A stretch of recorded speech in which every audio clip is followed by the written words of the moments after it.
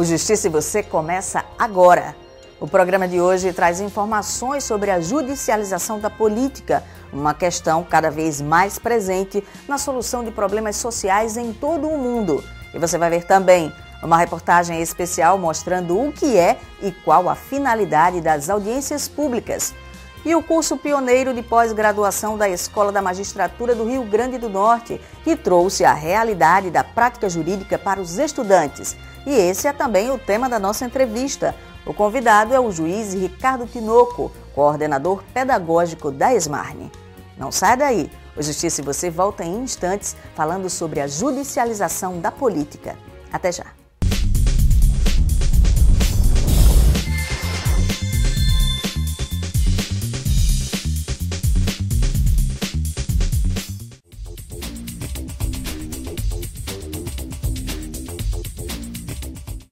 O Tribunal de Justiça do Rio Grande do Norte promoveu entre os dias 18 e 22 deste mês o curso básico de conciliação judicial do Conselho Nacional de Justiça. A qualificação com carga horária de 24 horas aula capacitou 36 estudantes do curso de Direito de várias universidades da capital. Além de praticar os conhecimentos teóricos, os alunos vão ser avaliados nas audiências de conciliação agendadas no Multirão DPVAT de Natal, nos dias 26, 27 e 28 de agosto.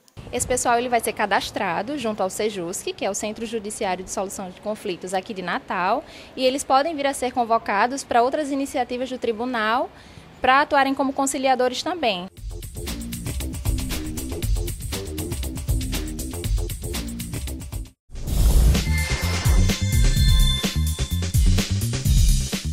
Estamos de volta falando sobre uma ferramenta típica da democracia e amplamente utilizada pelos três poderes.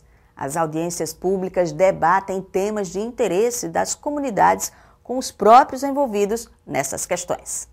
Nas câmaras municipais e assembleias de deputados, é comum a realização de audiências públicas. A Assembleia Legislativa do Rio Grande do Norte, por exemplo, está entre as que mais produzem debates no Brasil. A média é de 25 a 30 por ano. Na hora da audiência, o deputado autor, ele é quem assume a presidência dos trabalhos, convida as autoridades que vão discutir aquele tema proposto, né? Cada autoridade tem um determinado tempo na mesa para discutir aquele tema. Depois que os integrantes da mesa falam, discutem, levam a sua palavra sobre aquele tema, o debate é aberto ao plenário. Então, quem estiver no plenário tem o direito de usar da palavra e aí o debate segue até a finalização do evento. Mas a audiência não é exclusividade das casas legislativas. Esse tipo de reunião existe para que a população possa participar do controle da administração pública. Ela possibilita a troca de informações quando uma decisão afeta os direitos coletivos. Uma audiência é pública porque ela visa abranger o máximo de pessoas possíveis naquele ato. O sentido maior é exatamente isso, é levar uma mensagem a um público mais amplo, um público grandioso. E com isso se obter um resultado, seja legislativamente, seja com relação a uma matéria do bairro, seja com relação até a um projeto de lei. A convocação de uma audiência pode ser feita por qualquer um dos segmentos da sociedade. Não há nenhuma limitação para se convocar a audiência pública. Uma associação comunitária, por exemplo, que queira discutir com o poder público, leia-se Prefeitura, Estado, União, Governo Federal, com o Legislativo, com vereadores, com deputados, acerca da utilização de uma área urbana, qual destino vai ser dado àquela área, se vai ser uma praça, se vai ser um parque, se vai ser outra rua. Tudo isso pode ser discutido em uma audiência pública convocada pela própria comunidade. E, em contrapartida, uma empresa que queira explorar determinada atividade comercial no Estado, numa comunidade, numa cidade, e queira convocar todos os cidadãos para saber a opinião deles acerca daquele tema, também pode igualmente convocar uma audiência pública para esse fim. Os debates travados em uma audiência podem trazer grandes contribuições sociais. Por isso, a legislação brasileira prevê que o resultado desse tipo de reunião pública pode servir de subsídio para processos legislativos ou judiciais. A audiência pública, para produzir efeito, ela tem que ser materializada. Ela tem que ser colocada em um documento para, dali, poder se levar às conclusões que foram a que se chegou durante aquele ato para o fim a que se propicia, para a criação do projeto de lei, para o início da discussão de uma nova matéria acerca da utilização comercial daquela zona da cidade. Enfim, se ela não for materializada no documento, as conclusões que ali estão se perdem. E aí de nada vai servir a audiência anteriormente convocada. O Justiça e Você fala agora sobre uma realidade crescente em todo o mundo, causada principalmente pela falta de iniciativa dos legisladores e do Poder Executivo em relação às demandas sociais consideradas de difícil solução. A judicialização da política transporta para o Poder Judiciário a responsabilidade de decidir sobre estas questões e acaba por trazer um alento a problemas que muitas vezes não poderiam esperar pela criação de uma nova lei. Discussões que podem mudar a vida e a visão de muitas pessoas. Casamento homoafetivo, legalização do aborto e da maconha, posse do mandato público do partido e não do candidato.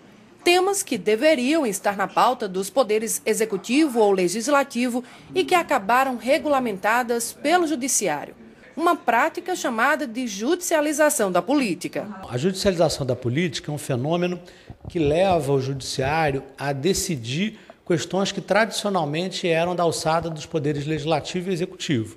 O judiciário passa a desempenhar um papel muito mais amplo, muito mais importante na sociedade, nas relações sociais, econômicas e políticas.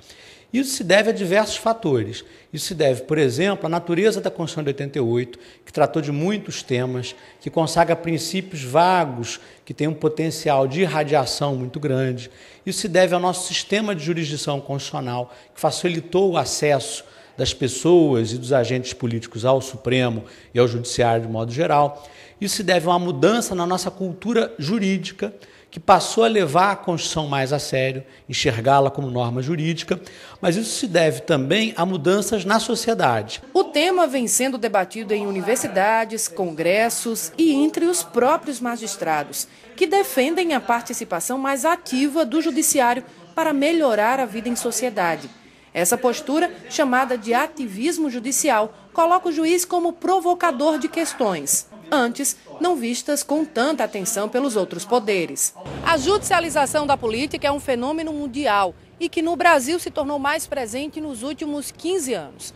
Durante esse período, não só o papel dos magistrados mudou, mas também a visão da sociedade com relação à atuação do judiciário. No caso, por exemplo, da judicialização do direito à saúde, como se trata do bem maior que nós temos, que é a vida, muitas vezes é necessária, é indispensável a atuação do judiciário para garantir esse direito primordial de todo cidadão.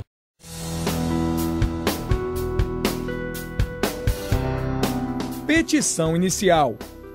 Petição inicial é a peça processual que instaura o processo jurídico. Nas democracias, o indivíduo precisa da intervenção do Estado nos conflitos que não se resolvam pela via negocial. É pela petição inicial que o indivíduo convoca o Poder Judiciário para atuar em um caso concreto, causando a substituição da vontade das partes pela vontade de um julgador imparcial e equidistante. Também pode ser chamada de peça vestibular, peça exordial, peça introdutória ou peça de ingresso. Nós vamos agora para um breve intervalo e voltamos em instantes falando sobre um curso de pós-graduação voltado para os que querem ingressar na carreira da magistratura. Aproveite para acessar as páginas do TJRN nas redes sociais.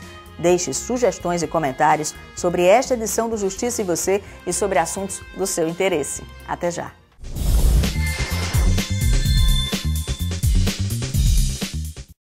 Para esclarecer dúvidas sobre o funcionamento do Poder Judiciário, enviar reclamações, sugestões, fazer denúncias ou até mesmo elogios, é só ligar para a Ouvidoria do Tribunal de Justiça. O número é o 0800 28 00 208. A ligação é gratuita.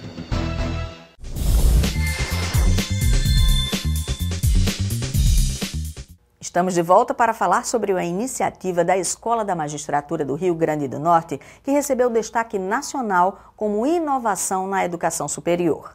Inspirada nos programas de residência dos cursos de medicina, a pós-graduação em residência judicial da ESMARNE é pioneira no Brasil a oferecer teoria e prática forense aos profissionais do direito que querem ser juízes. Confira.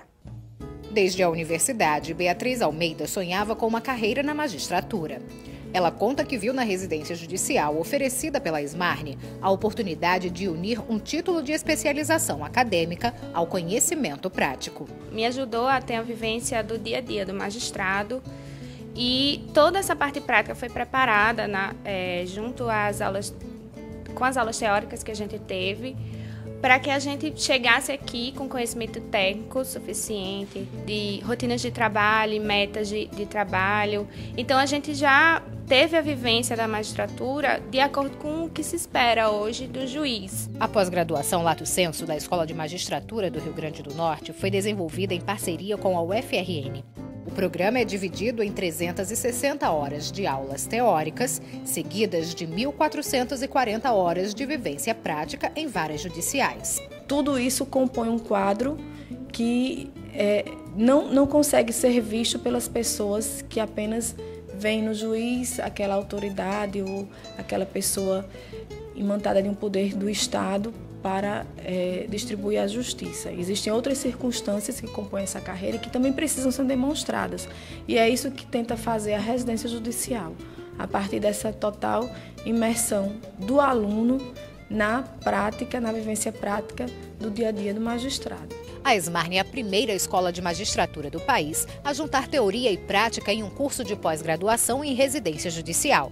Durante 1 ano e meio, os residentes formulam decisões, despachos ou mesmo sentenças junto aos juízes orientadores. E entre as várias atividades práticas vivenciadas, eles podem, inclusive, conduzir audiências de conciliação.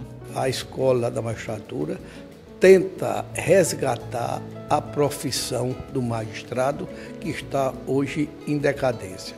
Antes da gente ir na universidade, 70% a 80% dos graduados sonhavam em ser magistrados. Hoje nós temos somente deveres e obrigações.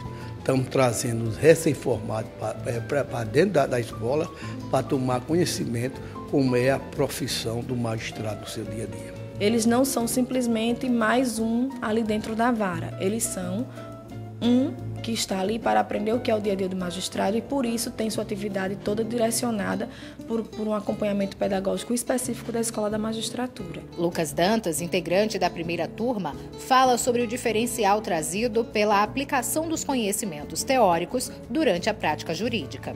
Sendo aprovados nos concursos, seremos profissionais certamente com uma experiência interessante. Foi tanto isso que a escola já está tentando abrir a segunda turma para o próximo ano, estender para todo o exterior do Rio Grande do Norte. Continuamos a falar sobre o programa de residência judicial e as atividades da Escola da Magistratura do Rio Grande do Norte com o coordenador pedagógico da Smarne, o juiz Ricardo Tinoco. Doutor Ricardo, é um prazer tê-lo de novo aqui conosco. Prazer imenso, André. Estou à sua disposição. A residência judicial está inscrita no Prêmio Inovar e há uma expectativa, então. Isso. O nosso projeto, o nosso programa está inscrito. Nós temos uma expectativa imensa de que ele seja realmente escolhido e seja premiado, até porque é um programa pioneiro, né? Um programa que conclama a comunidade jurídica, de um modo geral, a ter a participação de estudantes que terminaram recentemente o curso de Direito, que são bacharéis, e que estão inseridos no âmbito de várias unidades judiciárias, várias judiciárias da nossa Justiça Comum, atuando em parceria com os magistrados, que são magistrados preceptores, e, portanto, estão com isso agregando a prática, né, ao conhecimento teórico que certamente eles já têm, porque foram bem selecionados para essa finalidade. Doutor Ricardo, o senhor que trabalha na coordenação pedagógica, qual é a principal preocupação na formação desse futuro juiz? O residente é alguém que, como eu disse há pouco, ele já foi selecionado. E, portanto, do ponto de vista teórico, ele já reúne aquilo que minimamente nós consideramos essencial para que, no futuro, ele, vindo a ser aprovado no concurso para a magistratura, ele possa desenvolver as atividades jurisdicionais competentes, respectivas. Agora, é lógico que isso não é suficiente para que a atuação em si seja considerada eficiente, eficaz, se ele não tiver a vivência, se ele não estiver inserido no dia a dia, na rotina das varas judiciárias. Porque nós vivemos hoje numa realidade em que a inumeralidade de conflitos, de toda natureza, de toda ordem, reclama essa vivência. Né? No meu tempo, quando eu ingressei na magistratura, nós somávamos aquele conhecimento teórico e quando éramos aprovados no concurso, íamos às nossas comarcas sem essa vivência. Então, a residência ela tem exatamente esse papel, o papel de trazer para o residente a condição de vivenciar, né? de estabelecer um elo, um vínculo com a atividade em si, né? de natureza processual, também sabendo as peculiaridades dos conflitos, que são muitos, né? E a própria rotina da vara judiciária, que tem a sua parte burocrática, tem a parte técnica, interpretativa, né? A jurisdição, ela, antes de mais nada, é uma atividade de interpretação dos conflitos, e ele, portanto, estando inserido nessa rotina, ele passa a agregar um conhecimento prático que, de fato, é importantíssimo. Além da rotina da vara, o juiz ainda tem que lidar com a pressão da sociedade e com as cobranças do CNJ. Isso também é abordado? Com certeza, né? O nosso programa ele é montado em 3 grandes etapas, né? Existe a formação teórica, com disciplinas que são previamente elaboradas, preparadas, né? Com professores que têm um adensamento teórico destinado a isso. Depois tem uma prática profissional tutelada, com 1.440 horas, em que ele vai ser inserido, como eu falei, numa vara judiciária, numa realidade específica da atividade judicante, e vai ter a assessoria, a participação direta de um juiz, que é um juiz preceptor. Esse juiz ele acompanha essa atividade, tanto do ponto de vista da elaboração das peças, não é, e da orientação propriamente do que ele deve fazer dentro de cada caso concreto que é submetido à sua análise. Agora, efetivamente, quando você fala da sociedade e da cobrança do CNJ, isso ele também sentirá, porque, na verdade, ele é mais um sujeito ator, né, nesse cenário da realidade jurisdicional. Então, ele vai estar realmente inserido nessa complexidade, né? Assim como o juiz, como os servidores, como os advogados, ele vai estar, de fato, vivenciando aquilo, né? Os relatórios que são emitidos por CNJ, né? As próprias visitas constantes que os advogados vão às secretarias judiciárias para pedir que os seus processos tenham uma tramitação mais célere. Então, todo esse choque do ponto de vista até social e cultural, é também absorvido pelo residente, sem dúvida alguma. Os residentes, então, estarão mais bem preparados do que aqueles que ingressaram na magistratura antes dessa oportunidade da residência judicial? Eu não tenho a menor dúvida de que esse é um ingrediente a mais, né? Eu, particularmente, além de ser coordenador adjunto do programa esse que é coordenado pela doutora Kate, né, que também tem uma larga experiência nessa parte específica de acompanhamento pedagógico, porque também é professora da universidade, assim como eu tenho a certeza de que com esse acréscimo da experiência prática, pelo menos assim, em determinadas situações de rotina, do dia a dia, não surpreenderão mais esses profissionais que, como eu disse, poderão um dia ingressar na carreira da magistratura. Sem dúvida, o ganho é para a sociedade. Doutor Ricardo, muito obrigado por ter estado conosco mais uma vez, e o programa está sempre à sua disposição. Eu que agradeço a oportunidade de divulgar um programa pioneiro como esse, né? E que, sem dúvida, poderá render mais frutos ainda no futuro. E que venha o Inovare. Obrigado. E o Justiça e Você vai ficando por aqui. Antes de encerrar, eu quero lembrar a você que nos assiste que o Tribunal de Justiça do Rio Grande do Norte está sim nas redes sociais. Você acompanha as notícias do Poder Judiciário nas nossas páginas, no Twitter, Facebook, no Instagram, no YouTube e também no nosso site. E pode acessar informações sobre os assuntos que foram destaque ou rever esta e outras edições dos nossos programas. Você também pode deixar comentários nas nossas postagens. Participe e nos ajude a fazer o Justiça e Você. Eu volto no próximo programa. Uma excelente semana e até lá.